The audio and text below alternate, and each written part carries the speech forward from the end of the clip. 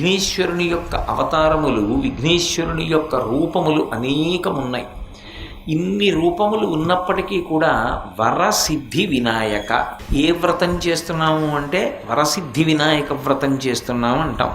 మనం కాలంలో ఏది చెయ్యబోతున్నామో ఆ రూపాన్ని గురించి తెలుసుకుని చేసినటువంటి కారణం చేత మనసు నిలబడుతుంది. మనసు భక్తితో నిలబడి ఏ పని చేస్తామో దాని చేత పరమాత్మ ప్రసన్నుడవుతాడు. సవితి తిథి నాడు వర సిద్ధి వినాయక వ్రతం చెయ్యాలి. కాబట్టి ఆ విఘ్నేశ్వర స్వరూపానికి సంబంధించినటువంటి కొన్ని విశేషాలు తెలుసుకోవడమే దేశకాలముల యందు చాలా ఉత్కృష్టత కలిగినటువంటి విషయమై ఉంటుంది. వినాయక చవితి ఆబాలగోపాలము చేసేటటువంటి వ్రతం. ఏ కారణం చేతనైనా వినాయక వ్రతం చెయ్యకపోతే, చెయ్యకుండా ఉండవలసిన అవసరం ఏర్పడితే, వ్రతం చేసినటువంటి వాళ్ళ ఇంటికి వెళ్ళి అక్షతలైనా తల మీద వేసుకోవలసినటువంటి వ్రతం సంవత్సరం మొత్తం మీద ఏది అంటే ఒక్క వరసిద్ధి వినాయక వ్రతమే. ఋషులు ఏ దార్శనికులై ఏది ఎలా నిర్ణయం చేశారో దాన్ని అలా అన్వయం చేసుకోవలసినటువంటి అవసరం ప్రతివారి మీద ఉంటుంది.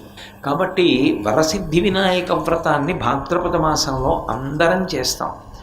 అటువంటి వరసిద్ధి వినాయక స్వరూపం గురించి చెప్పడం అంత తేలికైనటువంటి విషయం కాదు. అందులో విఘ్నేశ్వరుడు పరబ్రహ్మస్వరూపం.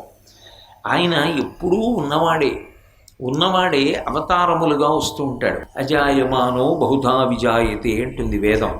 పుట్టవలసినటువంటి అవసరం లేనివాడు అనేకమైన రూపములను పొంది ఈ భూమి మీదకి దిగి వస్తే అప్పుడు ఆయనని మన కంటితో చూడడానికి వీలవుతుంది. లేకపోతే పరబ్రహ్మాన్ని ఎలా చూస్తాం? ఈ కంటికి ఆయన్ని చూసే శక్తి ఉండదు.